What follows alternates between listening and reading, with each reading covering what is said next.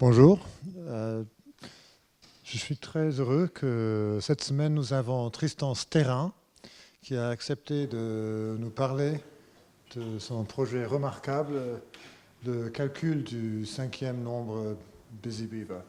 Il va expliquer ce qu'il sait. Merci beaucoup pour cette invitation. C'est vraiment un grand plaisir aujourd'hui de vous parler de cette recherche. Merci à toutes et tous d'être venus. Aujourd'hui, on va parler de calculabilité, on va parler de calcul et de cette idée de Busy Beaver, qui est un concept qui a émergé dans les années 60 à peu près. Avant de commencer, je veux remercier les institutions qui ont financé cette recherche. Donc, pendant mon doctorat en Irlande, l'Union européenne à travers l'ERC et aussi Science Foundation Ireland. Et en France, au travers de ma société programme, le Crédit Impôt Recherche. Donc la France qui a beaucoup contribué à faire en sorte que cette recherche soit possible. Donc quand on parle de calcul, généralement on peut penser à quelque chose un peu comme ça.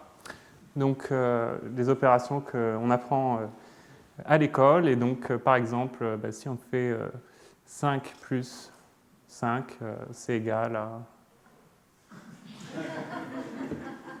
Bon. On a un problème. Ce problème, il a un nom, il s'appelle the halting problem. C'est-à-dire que quand on interagit avec des algorithmes, il y a toujours la possibilité que l'algorithme ne réponde jamais. Soit que ce soit un bug ou que ça ne soit pas possible de donner la réponse dans un temps qu'on trouve raisonnable. Ici, sans lire le code, ça serait impossible de savoir. Bon, le code, il est là. Et donc, si on browse un peu, on se retrouve ici. Et on a trouvé le problème, c'est qu'on a une boucle infinie. Donc ça, c'est vraiment le cas archétypal de pourquoi un programme ne va pas répondre. C'est qu'il ne va jamais quitter ces deux instructions. Vrai, c'est toujours vrai. Et donc, il va boucler pour toujours. Il ne va jamais nous donner le résultat.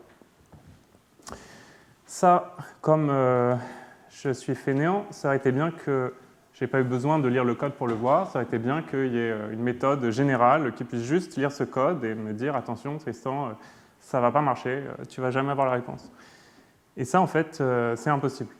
Et on le sait depuis que l'informatique existe. Donc, Alan Turing, sur cette photo, il a à peu près 18 ans. C'est que quelques années plus tard, quand il en a 24, qu'il va, en un sens, faire l'acte de naissance de l'informatique, où, en plus de, pour l'une des premières fois, expliquer ce que ça veut dire que de calculer de manière formelle, il va nous donner un résultat négatif, nous dire qu'il n'y a aucun algorithme qui est capable d'analyser n'importe quel code pour trouver si celui-ci ne s'arrête ou pas.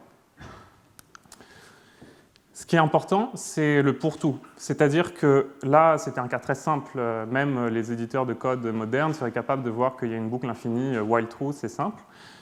Mais le fait est que c'est le cas général qui est dur. Et l'argument de Turing, il tient en quelques lignes. Donc on imagine, on définit la fonction de l'arrêt qui prend en entrée un algorithme qui va dire 1 s'il s'arrête et 0 sinon. Et cette fonction, elle n'est pas calculable. Donc en plus d'inventer ce que c'est que le calcul, Turing il nous montre des choses qui ne sont pas calculables. Et son argument, il est spectaculaire parce qu'il tient en 6 lignes. Il est là, il nous dit si on avait une fonction pour calculer le problème de l'arrêt, on arriverait à une contradiction en écrivant le code qui est écrit ici. Cette fonction D, elle est contradictoire parce que si un algorithme nous prédisait que D s'arrête, eh bien, D ne s'arrêterait pas. Et s'il nous prédisait que D ne s'arrête pas, ben elle s'arrête. Donc, cet argument qui utilise un argument d'autoréférence, c'est-à-dire que là, le code est capable de lire son propre code, mais ce n'est pas un problème. Il y a les concepts des quines en informatique où un code peut tout à fait avoir accès à son propre code source. Et ce qu'il faut retenir, c'est que ça ne dit pas que f-alt n'existe pas. F-alt, elle existe, on l'a définie. Ça nous dit qu'il n'y a aucun algorithme pour la calculer. Le problème, l'argument de Turing, il est génial parce qu'il est très court et il est très élégant, mais en un sens, il ne nous dit pas mais à quel point est-ce que c'est dur d'essayer de répondre au problème de l'arrêt. Et pour ça, on peut se tourner vers les mathématiques, avec notamment l'un des problèmes ouverts les plus vieux, qui date de 1742, ça s'appelle la conjecture de Goldbach, et ça nous dit que tout nombre pair plus grand que 2, on peut l'écrire comme la somme de deux nombres premiers. Donc si on teste, effectivement, 4 c'est 2 plus 2, 6 c'est 3 plus 3, etc. Des fois on a plusieurs solutions, donc on se rend compte déjà que le problème est potentiellement un peu compliqué. Mais ce qu'on peut faire très vite, c'est d'écrire un programme qui va s'arrêter si et seulement si la conjecture est fausse. Donc là, si on regarde à la ligne 7, on commence juste au nombre 4. On a une boucle qui a l'air d'être infinie, après on ne sait pas trop avant de commencer. Cette instruction, elle nous dit juste si un nombre est pair. Et si un nombre est pair, on va tester Goldbar dessus. Pour le tester, il suffit de regarder tous les nombres premiers plus petits. Et si on en trouve un tel que P est premier et n-P est premier, c'est-à-dire que la somme vaut n, alors on renvoie vrai. Et ce programme, il a la propriété qu'il va s'arrêter si et seulement si la conjecture est fausse. Donc ça, c'est un exemple en pratique d'à quel point c'est dur de déterminer le problème de l'arrêt. C'est que si dans votre code, vous vous retrouvez avec une portion qui fait ça, personne depuis D742 n'est capable de vous dire si ce programme s'arrête ou pas. Et vous voyez, ce programme, il n'est pas très long. Il tient seulement en 13 lignes ici. Donc oui, savoir si un programme s'arrête, c'est dur. On l'a vu avec la conjecture de Goldbar. Et en fait, il y a d'autres conjectures fameuses en mathématiques qu'on peut reformer comme ça. L'hypothèse de Riemann en est une. Et plus généralement, en termes techniques, n'importe quelle phrase P01, qui est une des phrases les plus courantes en mathématiques, qui est de la forme pour tout x, phi de x, avec phi que vous pouvez vérifier en temps fini avec un ordinateur, vous allez pouvoir le transformer en un problème de l'arrêt, et donc potentiellement quelque chose de très dur à résoudre si la question était dure elle-même. Donc voilà, déterminer le problème de l'arrêt, c'est dur. Et le talk pourrait s'arrêter ici, si ce n'était pour un mathématicien hongrois qui s'appelle Tibor Radó.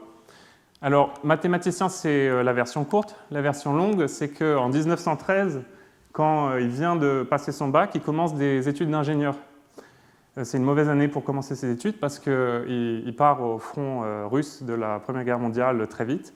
Et en 1916, il est fait prisonnier dans un camp sibérien. Bon, à l'époque, les goulags, ça n'existe pas encore, mais on peut imaginer que c'est à peu près le même système concentrationnaire. Et pour vous donner une idée, donc là, c'est Budapest. Là, c'est le camp où il est interné. Donc, autrement dit, à l'autre bout du monde, en Sibérie. Et il se passe quelque chose, cependant, c'est qu'il rencontre un mathématicien autrichien qui est aussi prisonnier du camp, qui va lui apprendre des mathématiques. Édouard Daly, il est à peu près 10 ans de plus que lui, donc il a déjà fait de la recherche, et il va le mettre au niveau, il va lui apprendre les mathématiques, on va dire, professionnelles. En 1920, il fuit le camp à pied, donc il va traverser entre 2000 et 3000 km du désert arctique, apparemment aidé par 3 Inuits qu'il rencontre au chemin. C'est l'information qu'on trouve dans sa biographie, pour retourner en Hongrie, et il devient mathématicien. Il émigre aux États-Unis, et là-bas, très vite, il résout un problème qui était ouvert depuis longtemps, depuis 1760, qui est un problème sur les surfaces des bulles de savon. En 1955, il change de carrière, donc il est passé d'ingénieur civil à mathématicien, il devient informaticien. L'informatique, c'est une science qui est encore très très jeune. Et dans le papier où il définit Busy Beaver, dont on va parler tout à l'heure, il parle d'un cas pratique qui lui a donné l'intuition de ce que c'était que la calculabilité. Il dit qu'il était sur l'autoroute et il demande son chemin pour savoir quand est-ce qu'il doit sortir de l'autoroute. Et quelqu'un de l'autoroute lui dit il faut prendre la dernière sortie à droite avant le pont. Le problème, c'est que du point de vue de la personne qui conduit la voiture, ce n'est pas calculable. On ne peut pas savoir quelle est la dernière sortie à droite avant de trouver le pont. Donc, avant de définir techniquement ce que c'est cette invention Busy Beaver de Tibor Radó, je voudrais vous en donner une intuition. On sait ici, ce programme, il s'arrête si et seulement si la conjecture est fausse. Ce programme, il fait 270 caractères. Qu'est-ce qui se passe si on se limitait à 100 caractères? Donc, j'efface tout. Bon, là, j'ai plus un programme qui est valide. Mais on se demande, dans cet espace plus contraint, je peux écrire moins de choses. Donc, est-ce que je peux toujours faire des choses qui sont très compliquées? Si on prend le problème dans l'autre sens, si je ne me mets qu'un seul caractère, la réponse est très facile. Ici, on va pouvoir facilement savoir si les programmes s'arrêtent ou pas. En particulier, la plupart des programmes ne seront même pas valides. Donc la question, c'est où est la frontière? À partir de combien d'espace, quelle contrainte de taille, on va avoir un programme pour lequel personne sur la Terre soit capable de dire s'il s'arrête ou pas, comme on a vu avec la conjecture de Goldbach. Le point important ici, c'est que pour répondre à cette question, on est obligé de définir concrètement ce que c'est un programme. À son époque, Python, ça n'existe pas. Et de toute façon, c'est très naturel de former ça dans le modèle naturel, enfin l'un des premiers modèles de l'informatique, qui est les machines de Turing. Donc Turing, il nous a expliqué qu'il y avait des fonctions qu'on ne pouvait pas calculer, mais il nous a aussi expliqué, donné un modèle de qu'est-ce que ça veut dire de calculer. C'est un modèle qui est très pratique. Donc ce n'est pas le premier dans l'histoire à penser à cette question, mais on pourrait dire que c'est le premier qui donne vraiment une réponse qui n'est pas vraiment mathématique, mais qui est informatique. C'est-à-dire, on fait des choses en pratique. Et donc, pour comprendre les machines de Turing, le mieux, c'est de les voir à l'œuvre. Donc, ici, c'est une machine de Turing à 5 états. C'est la taille de la machine. Vous pouvez penser en analogie au nombre de caractères dans mon programme Python. Et on a un ruban de mémoire qui est infini. Le ruban, il peut contenir que des 0 ou des 1.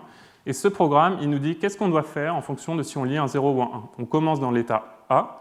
Et bon, ici, on lit un 0. Donc le programme, il nous dit 1 RB, ça veut dire écris un 1, va vers la droite et lis ta prochaine instruction dans l'état B. Donc on fait ça, on a écrit un 1, on est allé vers la droite et maintenant on lit ce qui se passe dans l'état B.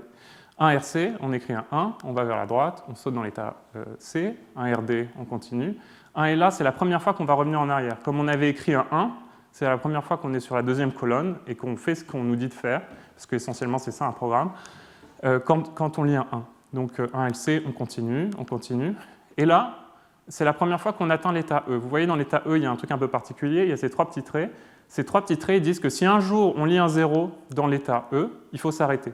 Là, ce n'est pas le cas parce qu'on a lu un 1, mais la question, c'est est-ce que ça arrivera un jour? Et le problème de l'arrêt étant indécidable, on ne peut pas le savoir a priori en utilisant une technique générale. Juste faisons un petit détour pour voir ce que c'est concrètement une machine de Turing qui ne s'arrête pas. Ça, c'est l'équivalent de la boucle infinie while true dans les machines de Turing. C'est cette petite machine à un état, 1 RA. Elle va toujours écrire un 1, aller vers la droite et rester dans l'état A. Comme on a démarré avec que des zéros, elle va juste lire des zéros pour toujours. Et donc, elle va drifter comme ça vers la droite infiniment. Et on sait qu'elle ne s'arrêtera jamais. Donc, ici, pour revenir à celle qu'on étudiait avant, la question reste ouverte. Est-ce qu'un jour elle s'arrêtera ou pas? Et la réponse la plus simple à cette question, c'est d'essayer d'attendre. Et ici, on peut avoir de la chance parce que 47 176 870 steps later, cette machine s'arrête. Au bout de ce nombre d'étapes, elle lit un 0 dans l'état E et c'est la fin. La calculette a répondu. Si on dézoome un peu pour voir un peu ce qui s'est passé, on peut faire ce qu'on appelle un diagramme espace-temps. Donc en fait, chaque ligne de cette image, c'est un ruban. On va utiliser blanc si c'est 1 et noir si c'est 0. Et dans cette direction-là, on va les mettre les uns après les autres. Et donc ça crée cette image-là sur 20 000 steps. C'est ce qui se passe. On voit ces espèces de cloches qui commencent à apparaître. On a un simulateur qui est capable de faire mieux sur notre site. Et donc si on le regarde et qu'on monte à plus que 20 000 étapes, parce qu'il faut attendre 40 millions pour qu'il se passe quelque chose, voilà ce qu'on obtient. Donc vous voyez, la machine continue à faire ces espèces de formes bizarres, et un jour elle s'arrête. OK. Bon, une fois qu'on a dit ça, c'est un peu frustrant parce que, oui, là on a eu la chance, on a attendu, mais on aurait pu attendre beaucoup plus longtemps. Donc, in fine, il n'y a une seule chose qu'on peut faire de plus rassurante, c'est un raisonnement mathématique. Et c'est là que Tibor Rado invente la fonction BusyBeaver. Donc, la fonction BusyBeaver, sa définition technique, c'est le nombre maximum de steps qu'une machine de Turing à n états va pouvoir faire, en sachant qu'elle s'arrête, si on commence avec un ruban mémoire où il n'y avait que des zéros. Ici, pour rendre les choses pratiques, on vient de montrer que BB5, c'est plus grand que 47 176 870. Et là, c'est juste parce qu'on a cette machine-là qui s'arrête après ce nombre de steps. Cette fonction, elle n'est pas calculable. Et la raison, c'est parce que si vous me donnez une machine à n états, il me suffit d'attendre BBn plus 1 step pour savoir si elle s'arrêtera un jour. Donc, d'une certaine manière, ça me permet de prédire l'avenir en temps fini. Le but initial de Tibor Rado, c'était de présenter, ça c'est le début de son papier de 1962, c'était de présenter des exemples très simples de fonctions non calculables. Bon, je sais qu'il a fallu attendre la slide 56 pour arriver à la définition, mais il n'empêche que cette fonction, elle est beaucoup plus simple que la fonction de l'arrêt, notamment parce qu'on n'a pas besoin de se casser la tête à réfléchir à un encoding pour nos programmes. C'est une fonction qui est naturellement définie des entiers vers les entiers, et donc on peut tout à fait essayer d'en calculer certaines valeurs. Le fait qu'elle ne soit pas calculable, on sait qu'on ne peut pas calculer toutes les valeurs avec une technique générique, mais bon, après tout, on peut s'amuser à regarder les machines de Turing avec peu d'états, comme 2 ou 3, et voir si on arrive à répondre à la question. Donc ça, c'est fait directement par Rado après sa définition, et il montre que BB2 c'est égal à 6, Et peu après, avec son PhD student, il montre que BB3 c'est égal à 21. BB3 égale 21, ça veut dire que si je vous donne une machine de Turing à 3 états, vous n'avez pas besoin de réfléchir, vous la faites tourner, et si elle dépasse 21 steps, vous savez qu'elle ne s'arrêtera jamais. Ce qui est rigolo, c'est qu'à la même époque, en fait, Rado et Lin, ils sont en compétition, mais sans le savoir, avec Alan Brady, un PhD student qui a entendu parler de cette question, qui est fasciné, et qui veut y répondre. Pour y répondre, il doit faire tourner son programme sur un ordinateur. Ce n'est pas facile en 1960, et donc il se rend dans la ville de Beaverton pour accéder à un ordinateur météorologique qui était l'un des plus puissants à l'époque pour pouvoir répondre à la question. Il confirme le résultat, mais il est arrivé deuxième. Rado et Lin avaient déjà trouvé la réponse. Bon, il ne se décourage pas parce qu'en 1983, c'est lui qui montre la valeur d'après, que BB4 égale 107. Et pour enfoncer le clou, ça veut dire que si je fais tourner une machine de Turing à 4 états, si elle ne s'est pas arrêtée avec plus de 107 steps, on sait qu'elle ne s'arrêtera jamais. Ce qu'il faut voir, c'est que la complexité du problème, elle augmente de manière exponentielle quand on a plus d'états. Pour BB2, il n'y avait que 61 machines à analyser. Donc vous pouvez faire ça sur un coin de table et vous convaincre que c'est vrai, c'est pas trop dur. Mais très vite, vous voyez déjà pour BB4, on en est à 858 000. Et déjà, pour les années 80, faire un programme qui est capable d'analyser, de regarder 858 000 machines de Turing, c'est pas trivial. C'est tellement pas trivial qu'à la fin de son article, on a cette phrase qui nous dit que bon, toutes les machines qui restaient, ça veut dire ça, holdout, c'est les machines qu'il n'a pas réussi à prouver, il les a imprimées et il s'est convaincu qu'elles ne s'arrêteraient jamais.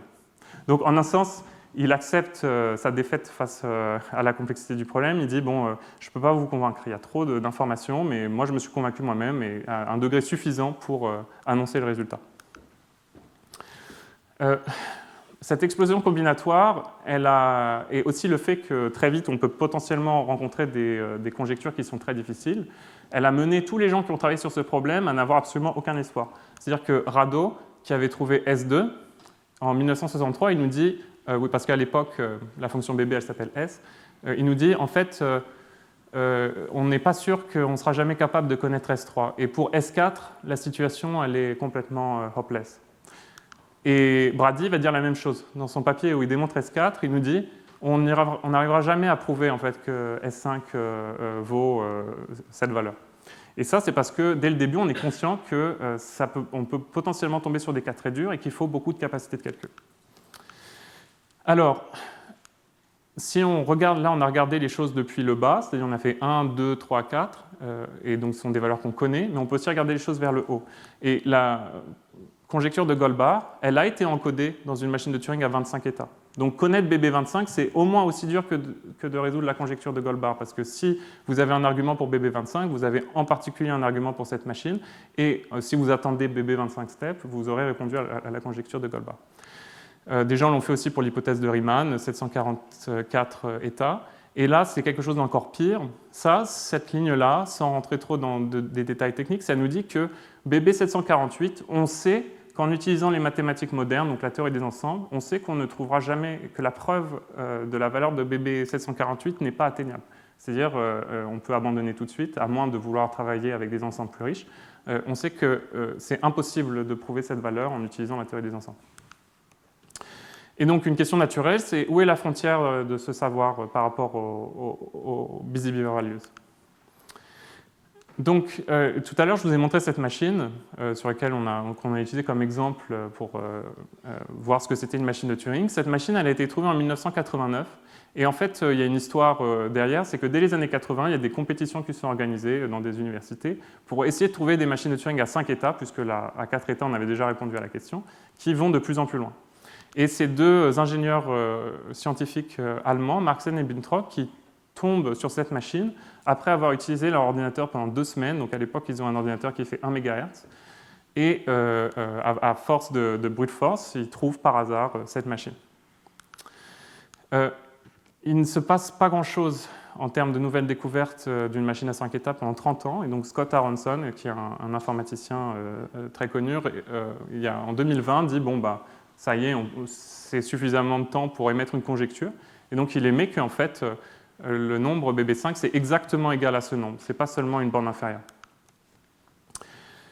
Alors, quel est le problème si on veut essayer d'analyser et de répondre à la question? Le problème, c'est que si vous voulez prouver que BB5 c'est égal à 47 millions, etc., vous devez regarder toutes les machines à 5 états et prouver que soit elles s'arrêtent avant 47 millions de steps, ça c'est pas forcément dur parce qu'on le fait juste tourner sur ordinateur, mais plus dur, vous devez sinon prouver qu'elles ne s'arrêtent pas. Ça c'est le nombre de machines de Turing à 5 états, donc il y en a 16 trillions, ça c'est à peu près le nombre de grains de sable sur une plage d'1 kilomètre. Et en fait, si on utilise ce que Brady a développé dans sa recherche, il a développé un algorithme, on va dire, très malin pour avoir moins de cas à regarder. Il y en a seulement 180 millions. Donc ça, c'est le nombre de neurones dans la tête d'un chat, par exemple. Bon, c'est beaucoup moins que 16 trillions, mais ça reste quand même assez important. Et le challenge, c'est que pour chacune d'entre elles, on va devoir les analyser et montrer qu'elles s'arrêtent avant ce nombre-là, ou prouver qu'elles ne s'arrêtent jamais. Et si on n'a pas de chance, on va tomber sur un truc comme la conjecture de Goldbach, et donc on ne connaîtra jamais la valeur de BB5. Donc, moi j'entends parler de ce problème dans l'article de Scott Aronson en 2022, et je me dis que face à 180 millions de cas analysés, personne ne peut faire ça tout seul, et donc nécessairement il faut faire ça de manière collaborative. Donc je crée une plateforme, un site internet si vous voulez, où je présente toutes les machines à analyser, les 180 millions, et j'invite les gens à rejoindre la discussion pour essayer de résoudre le problème. Cette plateforme, ça consiste en un website donc, qui permet un point d'entrée dans le problème, aussi de donner un peu des images visuelles qui peuvent un peu exciter l'imagination des gens que ça intéresse. Et ensuite, un chat, donc Discord, dont je parlerai après, et d'autres, un forum, un wiki, des emails, enfin je veux dire, beaucoup de canaux de communication. Ce n'est pas une recherche qui a été, on va dire, managée, c'est-à-dire que les gens ont fait ce qu'ils voulaient. Personne n'a dit il faut que toi tu fasses ci, etc. En anglais, je dirais que c'est anthropically driven. On a eu pas mal de visiteurs, donc 50 000 depuis la création, et sur notre chat de communication, il y a à peu près 1500 personnes aujourd'hui, avec 130 000 messages qui ont été échangés dans ces années pour faire la preuve. Il y a à peu près 100 personnes qui contribuent activement à la recherche, et une petite vingtaine dont la contribution a fini dans la preuve finale. Alors, la recherche massivement collaborative, c'est pas complètement nouveau. Et ça a d'ailleurs été, le professeur Gowers a un pionnier dans ce domaine en 2009 avec le projet Polymath. Et cette idée qui fait sens, qui est de dire les mathématiques sont généralement peu collaboratives. C'est qu'on fait souvent un papier de mathématiques à 2, à 3, à plus que ça, ça commence à devenir rare. Et donc, avec Internet, ça fait sens d'essayer de faire des maths à plus que 3. J'ai pensé à faire un petit tutoriel de comment faire de la recherche massivement collaborative en utilisant l'expérience de BB Challenge. Et le premier point important, c'est de discuter. Discuter, ça comprend aussi un aspect un peu argumentatif, c'est-à-dire ça peut être parfois un peu controversé, enfin je veux dire avoir une discussion scientifique où les gens ne sont pas d'accord, mais c'est ça qui généralement permet d'avancer sur le sujet. Ce qu'on a utilisé pour discuter, c'est Discord. C'est un système de chat qui est très populaire sur principalement la génération Z. Moi, je ne connaissais pas quand j'ai démarré le projet. C'est une personne qui était au lycée, qui avait fait un summer camp sur Busy Beaver, qui m'a proposé de créer ce chat. Et moi, j'ai dit pourquoi pas. Enfin, c'était bien d'avoir un chat.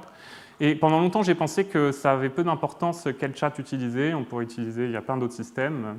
Mais je pense que ça a été très important finalement parce que ça a attiré des gens qui naturellement aimaient bien les ordinateurs et ce genre de questions un peu bizarres sur les ordinateurs.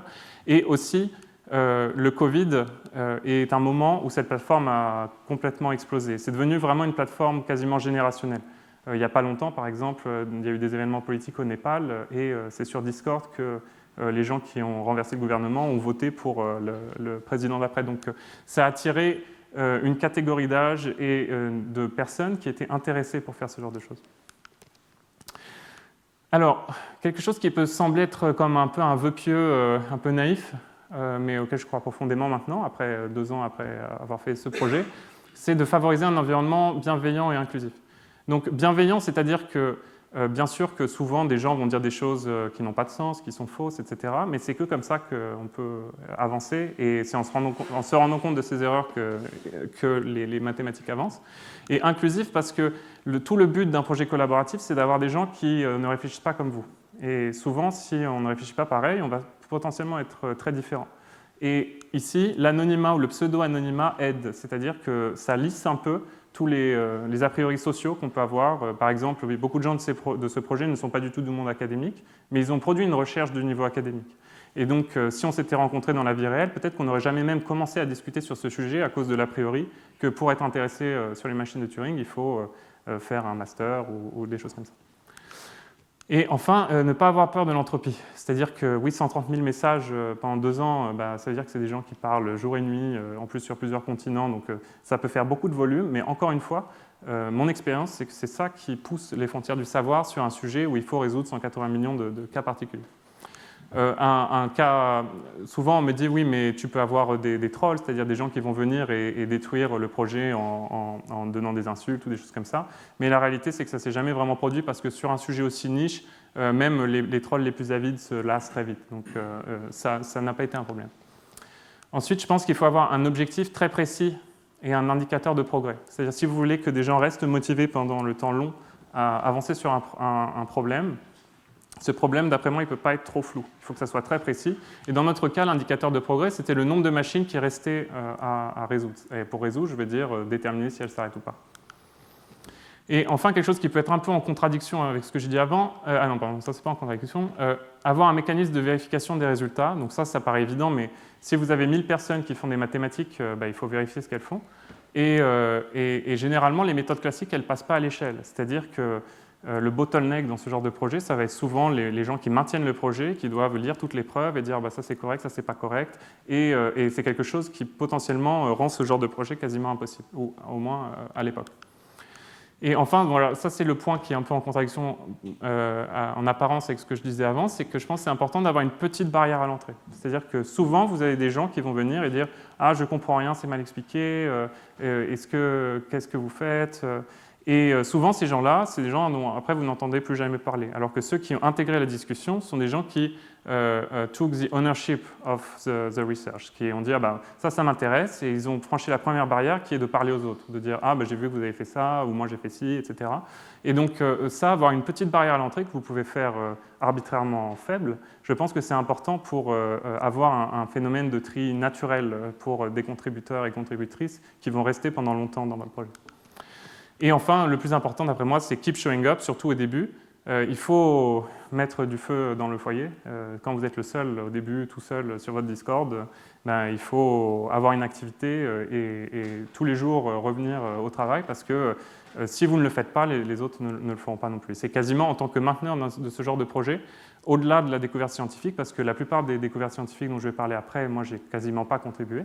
Votre job principal, c'est la catalyse, c'est-à-dire de continuer à mettre de l'énergie dans le projet.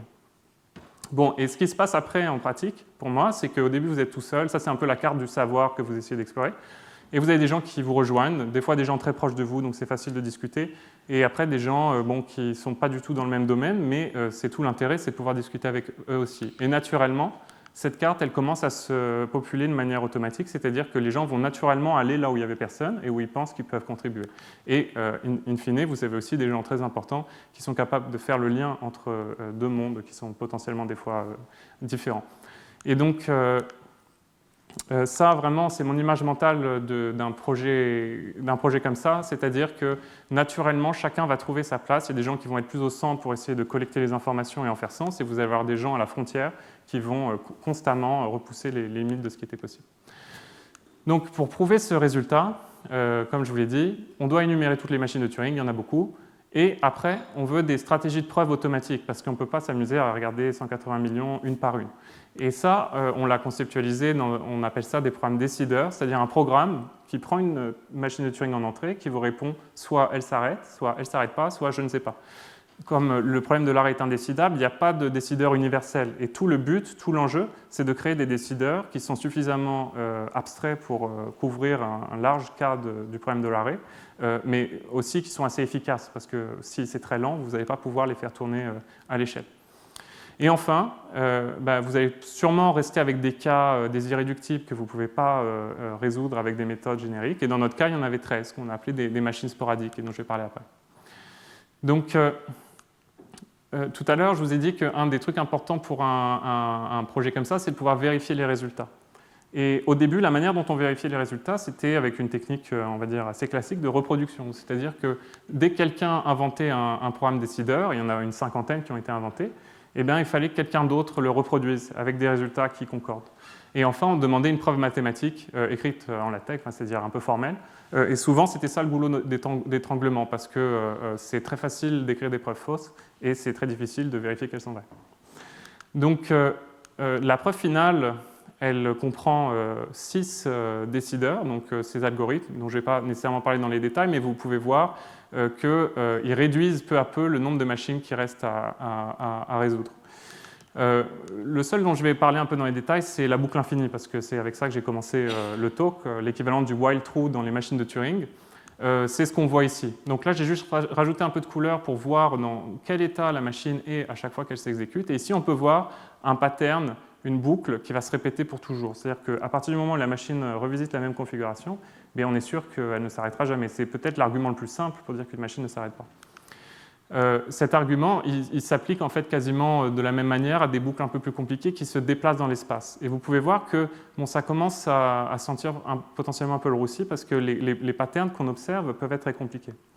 Donc l'enjeu d'un décideur, c'est d'écrire un algorithme, donc ça c'est celui du papier, et de prouver que l'algorithme est correct, c'est-à-dire que quand le décideur dit la machine ne s'arrête pas, effectivement elle ne s'arrête pas.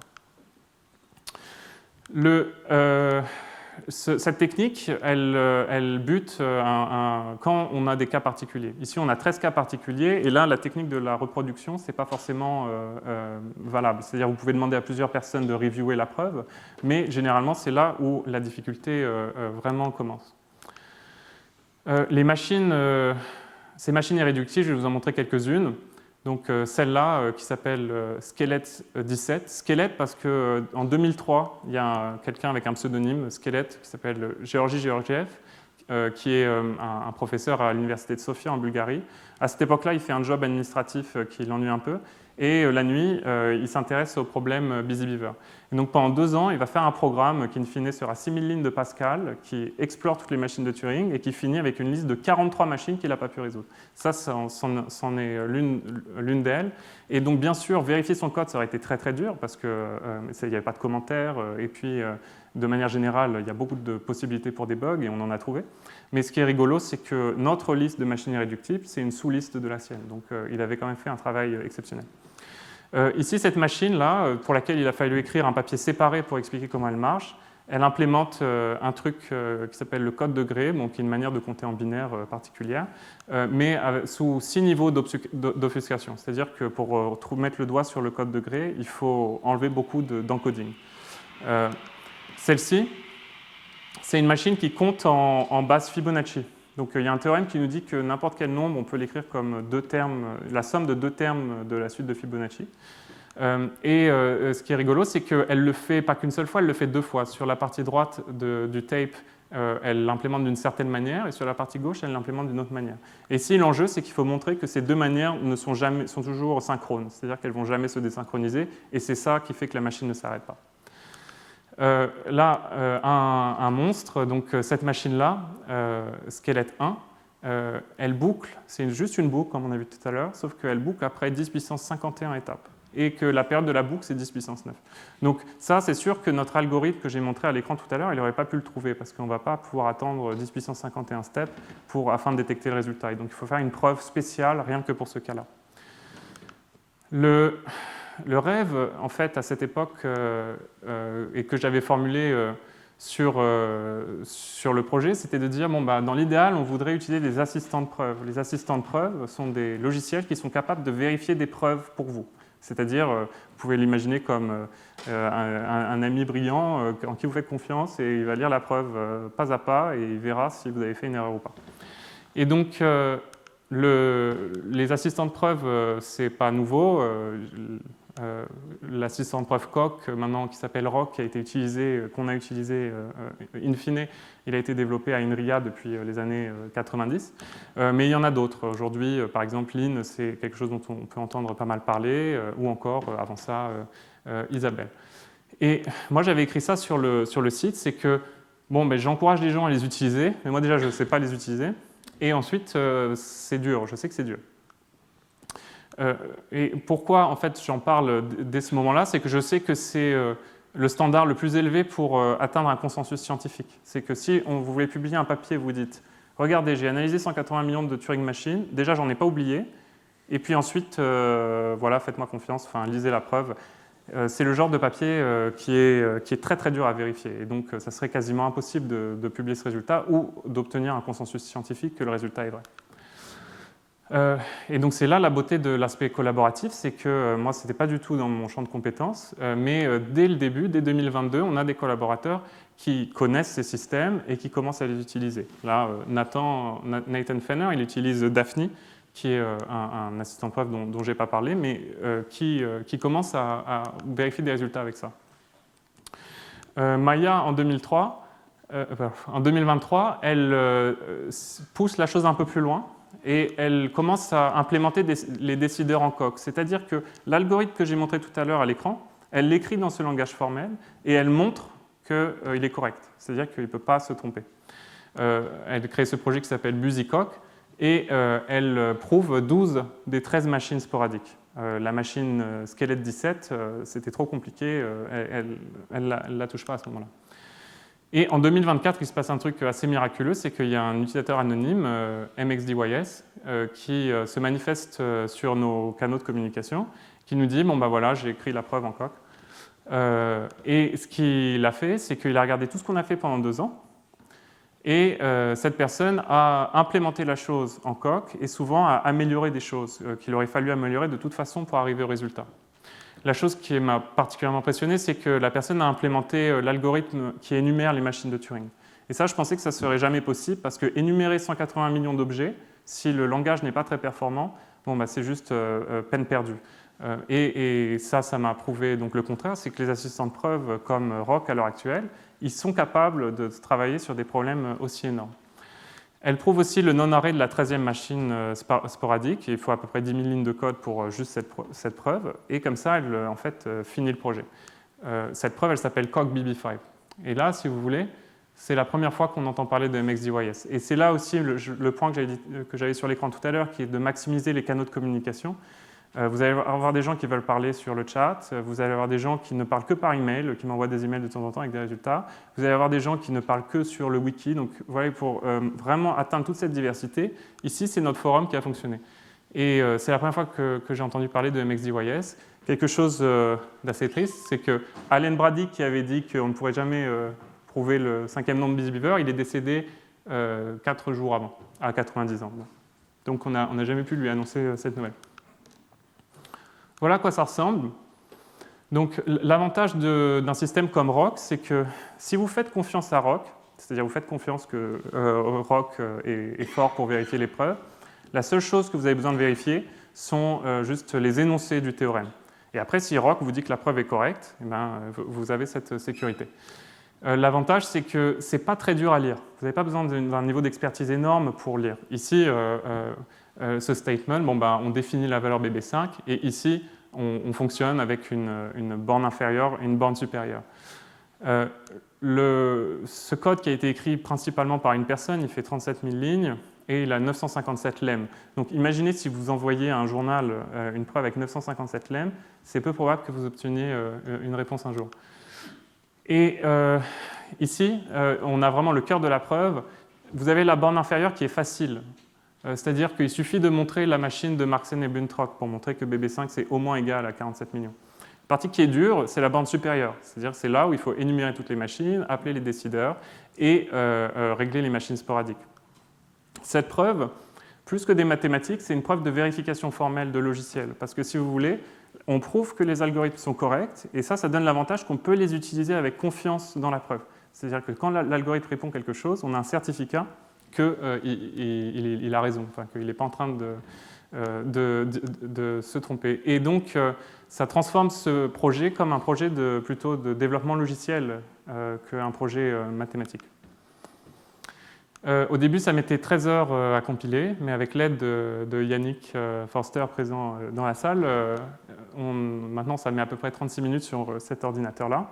Et en fait, ça pourrait aller à n'importe quel, enfin ça pourrait aller même en 2 minutes si on voulait, parce qu'il a réussi à paralléliser cette preuve. Donc, votre facteur limitant, c'est le nombre de cœurs sur votre machine et votre mémoire globalement. Roc, il est capable de vous dire quels axiomes vous avez utilisés. C'est-à-dire que je pourrais utiliser comme axiome BB5 égale 47 millions, etc., pour essayer de vous arnaquer. Mais Roc est capable de vous dire exactement ce que vous avez utilisé. Ici, le seul axiome qui est utilisé, c'est un axiome, on se demande même pourquoi c'est un axiome, qui nous dit que deux fonctions sont égales si elles sont égales partout. Bon, il y a des raisons pour lesquelles c'est un axiome, mais il pourrait ne pas être utilisé, simplement ça rendrait la preuve beaucoup plus laide. Alors voilà, après CoqBB5, on a un espèce de zoo, une espèce de classification des machines de Turing à 5 états. Donc ici, je vous en montre quelques-unes. Vous en avez beaucoup qui font des choses un peu ennuyeuses, comme des boucles ou cette espèce de ping-pong pour toujours, de droite à gauche. Vous en avez qui commencent à faire des choses marrantes, qui sont des compteurs. Ça, en gros, ça compte dans une base de données. Et je pense que c'est toujours un problème ouvert de pouvoir savoir exactement de quoi sont capables les machines à 5 états dans ce domaine-là. Vous avez des compteurs en base 2, en base 3, mais aussi dans des bases un petit peu bizarres, comme la base 3,5 ou des choses comme ça. Ou la base Fibonacci dont j'ai parlé tout à l'heure. Vous avez des motifs un peu fractals aussi, enfin, autoréférents. Donc ici, on voit qu'il faudrait peut-être faire une preuve par induction pour essayer de résoudre cette machine. Ou d'autres choses qu'on peut même pas trop catégoriser, enfin des formes que moi, je n'avais jamais vues avant, par exemple. Et donc, si on revient à l'intuition derrière Busy Beaver, la question c'était quel est le plus petit programme pour lequel on soit incapable de dire s'il s'arrête ou pas. Ce programme, on pense qu'on l'a trouvé. Il s'appelle Anti-Hydra, c'est une machine de Turing à 6 états. Cette machine, elle est là, donc c'est quelque chose qu'on pourrait écrire sur un ticket de métro. Et en fait, la conjecture à laquelle elle correspond, c'est la conjecture suivante. Une conjecture qui ressemble un peu à un monstre des mathématiques qui s'appelle la conjecture de Collatz, qui nous dit que vous itérez la fonction suivante, donc 3x sur 2 si le nombre est pair, 3x moins 1 sur 2 si le nombre est impair, et la machine s'arrête si et seulement si cette conjecture est fausse, c'est savoir qu'on n'obtient jamais 2 fois plus d'itérer impair que d'itérer pair. Si vous jouez un peu avec ça, vous vous rendez compte que c'est un peu comme un générateur de nombres aléatoires, c'est du chaos, et c'est très dur de pouvoir essayer de prouver quoi que ce soit. Vous pouvez faire un modèle probabilistique, on sait que les chances que cette machine s'arrête, si le modèle probabilistique est vrai, on les estime à ce nombre-là, donc c'est tout petit. John Conway, il avait un nom pour ça en mélangeant probability et obvious, il dit que c'est provious. Previously, cette machine s'arrête, mais on est incapable de le prouver. Pardon, previously, elle ne s'arrête pas. On a inventé un mot pour ça, on les appelle des cryptides, qui sont des machines voilà, où personne ne sait si elles ne s'arrêtent ou pas. Et ce n'est pas la seule, on en a une dizaine à l'heure actuelle. Donc, on peut se poser la question, donc est-ce qu'on va réussir à trouver BB6 ? Là, je viens de vous donner une réponse qui a l'air très pessimiste, c'est que pour trouver BB6, il faudrait résoudre la conjecture précédente. Mais ce n'est pas seulement ça, c'est que cette machine ici, qui a été découverte il y a peu, elle s'arrête après 2 triple arrow 5 steps. Bon, ça, déjà, comprendre à quel point ce nombre est grand, ça donne mal à la tête, mais on va essayer. 2 triple arrows, c'est 2 double arrows, 2 double arrows, 2 double arrows, sachant que double arrow, c'est une opération qui s'appelle la tétration, c'est l'exponentiation itérée. Donc A double arrow B, c'est A puissance A puissance A puissance A, B fois.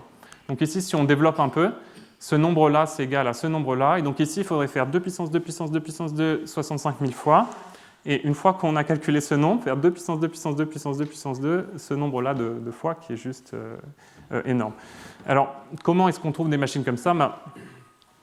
En réalité, ce n'est pas si dur parce que dès que vous pouvez faire des boucles imbriquées, vous pouvez répéter, faire de l'itération de l'exponentiation et de l'itération de ceci. Mais elles ont été trouvées aussi par hasard. C'est imaginer que vous êtes dans la jungle à la recherche de créatures étranges. Et donc, pour résoudre BB6, il faut qu'on résolve Anti-Hydra et on sait que c'est au moins aussi grand que ce nombre. Donc, il y a très certainement des machines qui s'arrêtent, mais pour lesquelles il va falloir avoir une analyse mathématique très poussée pour réussir à savoir après combien de temps.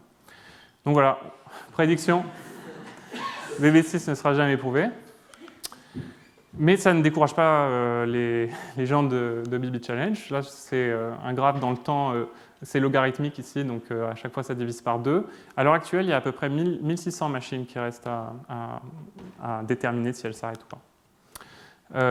Chaque mois, on poste sur notre wiki Timber, qui est une newsletter où on dit ce qui a été trouvé dans ce domaine.